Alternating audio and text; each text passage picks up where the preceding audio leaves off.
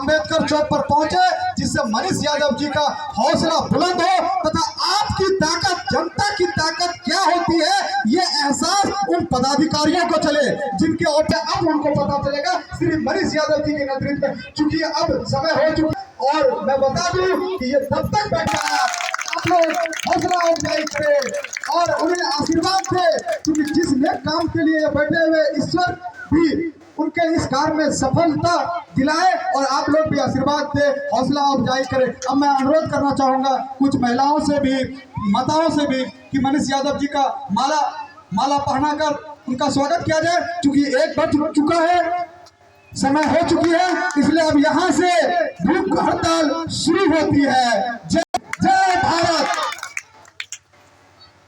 अब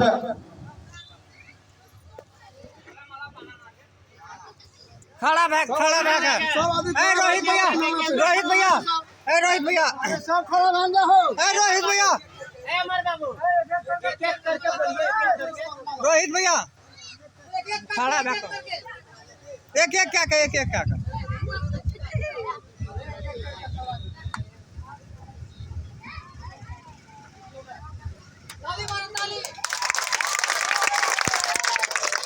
ताली अपने बजाते रहे, ताली बजती रहनी चाहिए, क्योंकि आज से आपको पता है कि बिना किसी संवैधानिक पद पर रहते हुए भी मनीष यादव जी आपके संघर्षों में हमेशा खड़ा रहते हैं और आज भी अपनी जान की बाजी लगाकर उन्होंने ये निश्चय किया है कि अब जब तक इस रोड का काम शुरू नहीं होगा तब तक मनीष यादव जी अन्न और जल का ग्रहण नहीं करेंगे, चाहे इसके लिए उसकी जान की भी आहुति देनी पड़ी तो वो तैयार है। इसलिए मैं छापा पंचायत के सभी जनताओं से अनुरोध करना चाहूंगा कि धरना स्थल पर आवे भारी से भारी संख्या में और मनीष यादव जी का हौसला अफजाई करे।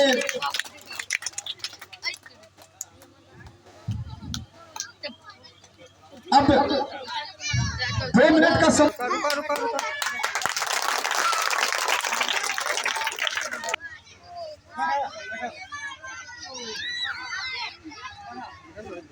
बैठे जा, बैठ बैठे जाओ।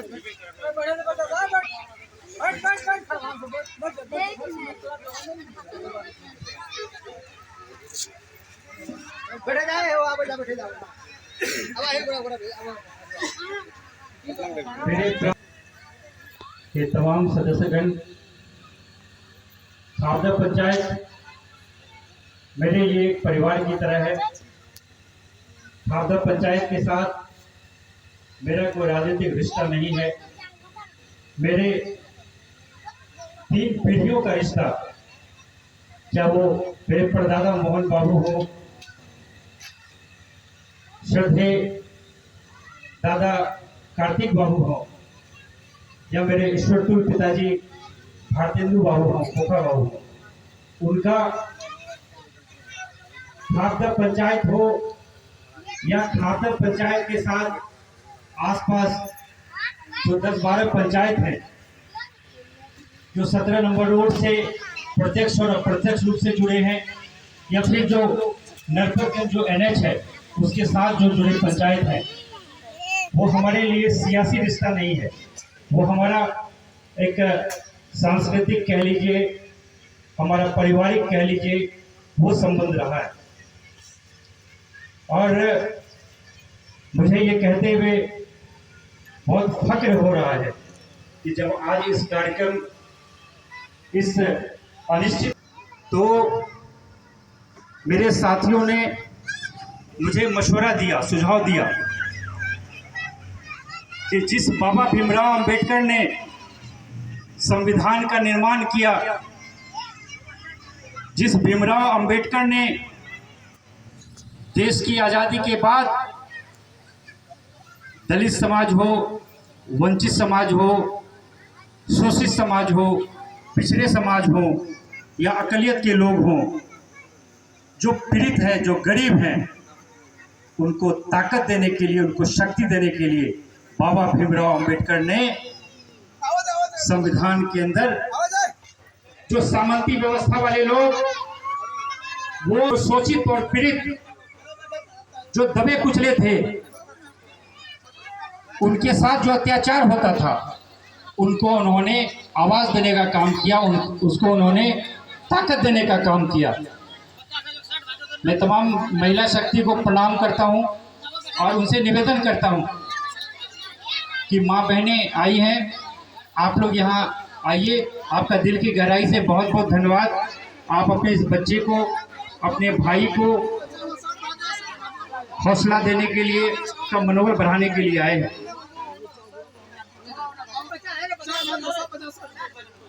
यहाँ जी माता जी, इधर आ जी। ना ठंडा में बोलो नहीं ना कंडा।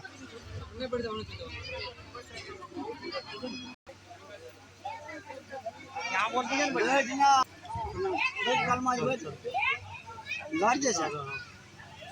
अच्छा, अब तो लगातार बातें होती रहेंगी, बड़ी बड़ी बातें नहीं। अभी संक्षेप में आज यहाँ जो हम लोग इकट्ठे हुए हैं और किस विषय को लेकर इकट्ठे हुए हैं, उस पे आप लोगों से बात करके, क्योंकि 1 बजे का टाइम मुकर्रर है, मुझे भूख हड़ताल पे आप लोगों ने, माताओं ने आशीर्वाद देकर, जो बुजुर्ग हैं उनके आशीर्वाद से मैं भूख हड़ताल पर बैठ गया हूँ।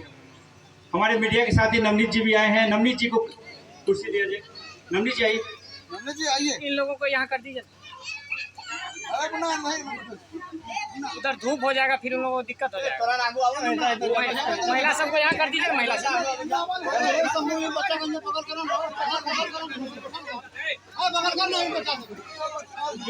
भी आए हैं।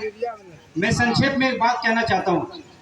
अभी लगातार कितने दिनों तक ये भूख हड़ताल चलेगा मुझे भी नहीं पता है, क्योंकि मैंने प्रतिज्ञा की है कि जब तक जो बड़े अफसर, चाहे मुख्यमंत्री जी के आदेश से हो कि प्रधानमंत्री जी के आदेश से हो, जब आप ब्लॉक जाएं तो आपको कीड़ा मकोड़ा समझते हैं, गाजर मूली समझते हैं, भेड़ बकरी समझते हैं, आपको इंसान समझते ही नहीं।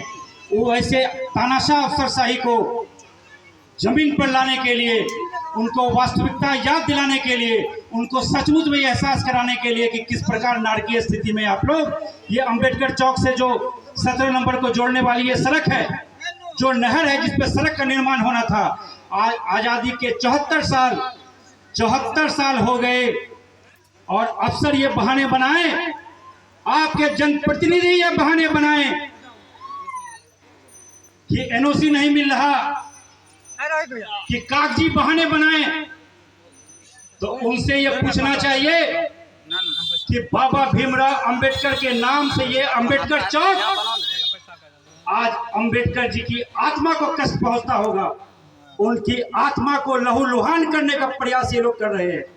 आज जब पिछले हफ्ते 10 दिन पहले जब यहाँ के बहुत सारे ग्रामीणों ने मुझसे फोन पे सीधा संवाद किया, फिर मेरे घर यहाँ भारतेंदु भूमि कनेली पहुंचे, तो उन लोगों ने मुझसे कहा कि हम आपको अपना बेटा, अपना भाई, अपना दोस्त समझ कर आए हैं, आपको कोई नेता समझ कर नहीं आए हैं।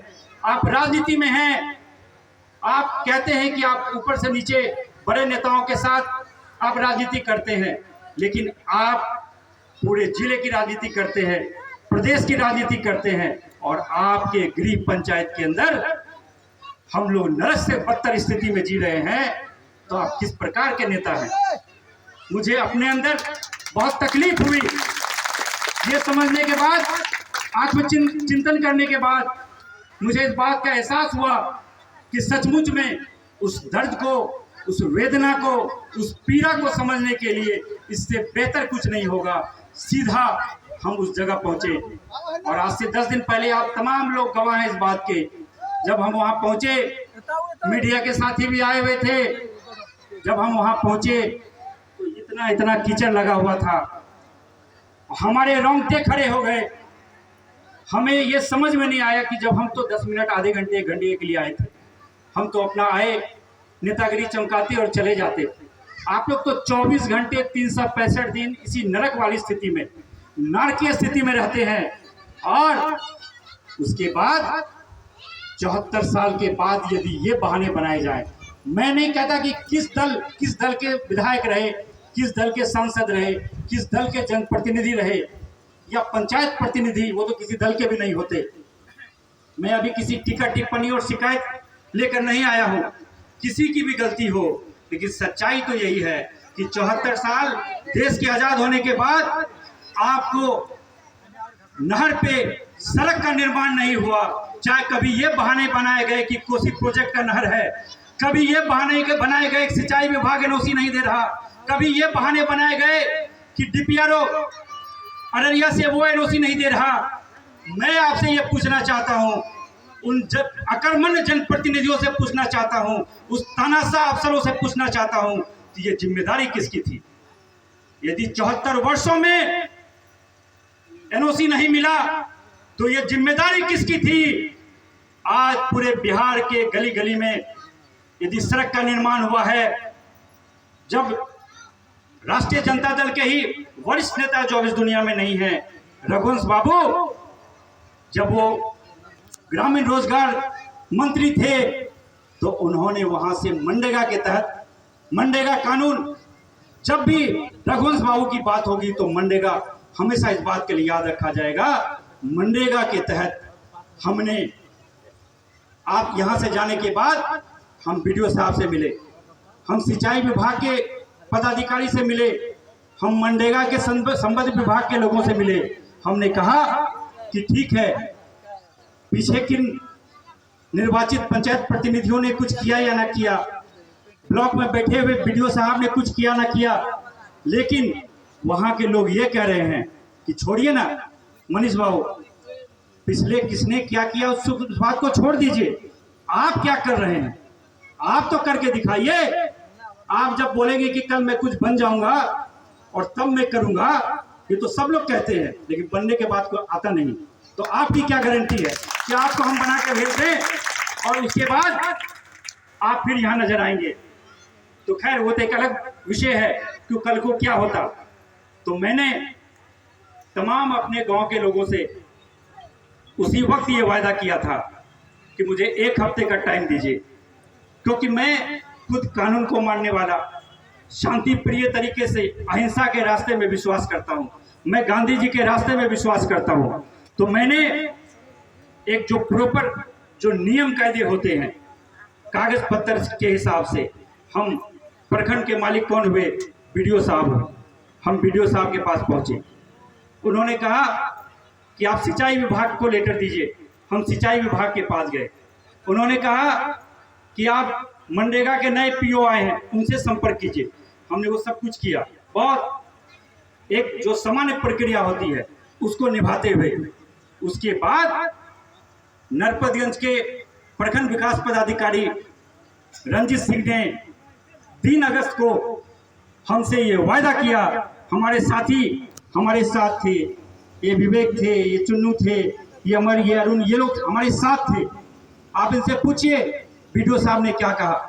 बीडीओ साहब ने कहा कोई एनओसी की बात नहीं है, जल जीवन हरियाली के लिए मुख्यमंत्री जी ने पहले से एनओसी दे रखा है, ये एनओसी का कोई बहाना नहीं है। हम 1 हफ्ते का टाइम दीजिए मनीष जी, हम मनरेगा के तहत ही हम फिलहाल इस रोड को बनाएंगे और जब बारिश समाप्त होगी तो हम ढलैया वाला पक्कीकरण करेंगे। हमने उनकी व्यथा को समझा। हम चाहते सिर्फ राजनीति चमकाना चाहते थे, हम कहते नहीं, हम नहीं मानेंगे, आप पूरा पहले ढलैया करें। हमने कहा नहीं, ठीक है, 2 कदम आप चले हैं, 2 कदम हम भी आगे चलेंगे। आप यदि कह रहे हैं कि 1 हफ्ते के अंदर हम इस रोड का निर्माण कराएंगे और उसमें हम मनरेगा के तहत कराएंगे कि 7 निश्चय के तहत कराएंगे, ये आपका काम है, आप जानिए। उन्होंने भरोसा दिलाया। 3 तारीख, फिर 4 तारीख, फिर 5 तारीख, फिर 6 तारीख, फिर 7 तारीख, लगातार रोज हम उनको याद दिलाते रहे, बीडीओ साहब आज 4 तारीख हो गया, आज 5 तारीख हो गया, आज 6 तारीख हो गया, आज 7 तारीख हो गया। हाँ, हो रहा है। मतलब जैसे 74 वर्षों तक नहीं हुआ, वही अगले 74 वर्षों तक ना हो, इसी प्रकार की भाषा मुझे समझ में आई। तो मुझे लगा नहीं, अब मेरे पास क्या चारा था। मैं आप तमाम लोगों के सामने इस बात को कबूल कर चुका था कि अगले 7 दिनों में यदि यहाँ रोड का निर्माण नहीं हुआ तो मनीष यादव उस खोखा बाबू का लड़का है, भारतेंदु बाबू का लड़का है, जो बात कहते थे वही करते थे, अपनी बात से पीछे नहीं हटते थे। तो मैंने आपसे वचन दिया था कि यदि 7 दिनों के अंदर सड़क निर्माण कार्य शुरू नहीं हुआ तो इसी अंबेडकर चौक पर बाबा भीमराव अंबेडकर से प्रेरणा लेकर मैं यहाँ अनिश्चितकालीन भूख हड़ताल पर बैठूंगा। अब अनिश्चितकालीन भूख हड़ताल क्या होता है समझिए। एक होता है कि धरना पे बैठ गए, खा भी रहे हैं, पी भी रहे हैं, धरना में बैठे हुए हैं, अखबार वाले आए, मीडिया वाले आए, बयानबाजी हुई, 2-4 दिन बैठे, चमकाए और लोगों को भी लगा अच्छा चलो कोई कुछ नहीं खेल के, हमने मनीष बाबू तक कुछ खेल के तो बस खुश हो गए। नहीं, मैं वैसे लोगों में नहीं हूं। ये अलग बात है कि आने वाले वक्त में चुनाव है तो लोग इस बात को उस बात से जोड़कर देखेंगे, लेकिन जो लोग मुझे जानते हैं वो समझते हैं कि जब 2019 में लोकसभा के चुनाव खत्म हुए और भारी बहुमत से नरेंद्र मोदी जी की सरकार आई, मैं उस वक्त कांग्रेस पार्टी में था और वो 17 नंबर का वो पलासी का पुल हो, भवानीपुर का पुल हो, फरी का पुल हो, वो ध्वस्त होने के कगार पे था। लगा कि 1-2 दिन में वो टूट जाएगा, रास्ता बंद हो जाएगा, लोगों को प्रवाह होके जाना पड़ेगा या इस तरफ से जाना पड़ेगा। हम बैठे नरपतगंज ब्लॉक में बैठे, पूछिए हमारे साथियों को, ऊपर से बारिश हो रही थी, ये सब भी नहीं था। और वहां जो अंचलाधिकारी बैठे थे निशांत जी, उन्होंने सोचा रहे सही बहुत सारा नेता लोग आता है ऐसे ही। हम बैठे, 1 दिन हुआ, 2 दिन हुआ, तीसरा दिन जब हुआ, जब मेरी तबीयत बहुत खराब होने लगी, सरकारी डॉक्टर आते थे दिल्ली चेक करने के लिए, हड़कंप मच गया। फिर जो काम पिछले कई सालों से, वर्षों से 17 नंबर रोड का काम नहीं हुआ, वो काम मुख्यमंत्री कार्यालय से डीएम को फोन आया और उसके बाद हड़कंप मच गया। और 2 दिन के अंदर आज जो 17 नंबर रोड चलने लायक है, मैं नहीं कहता कि वो मनीष यादव की देन है, मैं तो निमित्त मात्र हूं। ये भारत के महान कानून, भारत के महान संविधान की देन है, उसकी वजह से मैं लड़ाई लड़ पाया। आज मैं यहां बैठा हूं, मैंने ये वादा किया है कि जब तक सड़क का निर्माण कार्य शुरू नहीं होगा या कोई उच्च स्तरीय आश्वासन सीधा मुख्यमंत्री जी के स्तर पे, डीएम के स्तर पे सीधा यहां कार्य शुरू नहीं होगा, तब तक आपका ये बेटा, आपका ये भाई, आपका ये दोस्त मनीष यादव ना तो अन्न ग्रहण करेगा, न जल का एक बूंद ग्रहण करेगा, अपनी जान दे देगा, लेकिन अपनी बात से पीछे नहीं हटेगा। बस आप लोग, ये लड़ाई अकेले मनीष यादव की नहीं है, ये लड़ाई हमको, आपको, सबको मिलकर लड़ना पड़ेगा। लोकतंत्र में जनता मालिक है। ये जो नेता हैं, ये जो जनप्रतिनिधि हैं, चाहे वो मुखिया हो, विधायक हो, सांसद हो या मुख्यमंत्री हो, प्रधानमंत्री हो, ये सब सेवक हैं। स्वयं देश के प्रधानमंत्री आदरणीय नरेंद्र मोदी जी कहते हैं कि मैं सेवक हूं, प्रधान सेवक हूं। हमें इस बात से सबक लेना चाहिए। हमारे नेता लालू प्रसाद यादव जी, उन्होंने हमेशा गरीबों की आवाज, वंचितों की आवाज, शोषितों, पिछड़ों की आवाज को लड़ने का काम किया, उनको आवाज देने का काम किया। और आज आदरणीय लालू प्रसाद यादव जी की, स्वर्गीय रामविलास पासवान जी की, इनकी देन है कि आज आप यदि समाज में बड़े बड़े लोगों की आंख में आंख डालकर बात कर पाते हैं, अपने अधिकार की लड़ाई लड़ पाते हैं, तो वो हमारे नेता आदरणीय लालू प्रसाद यादव जी की देन है, रामविलास पासवान जी जैसे नेताओं की देन है। साथियों, इस वक्त ज्यादा कहना मुझे नहीं लगता, आप समझ रहे हैं किस मंशा से हम यहाँ बैठे हैं। मैं आप लोगों का पूरा आशीर्वाद चाहता हूँ, चाहे वो तूफान आ जाए, आंधी आ जाए, दोपहरी हो या बारिश का मौसम हो, कुछ भी हो जाए, ये भी उड़ जाए, लेकिन मैं यहाँ से कहीं नहीं जाऊंगा जब तक ये रोड का काम शुरू नहीं होगा। एक बार मेरे साथ नारा लगा दीजिए, मैं कहूंगा आवाज दो, आप लोग कहेंगे हम एक हैं। आवाज दो, आवाज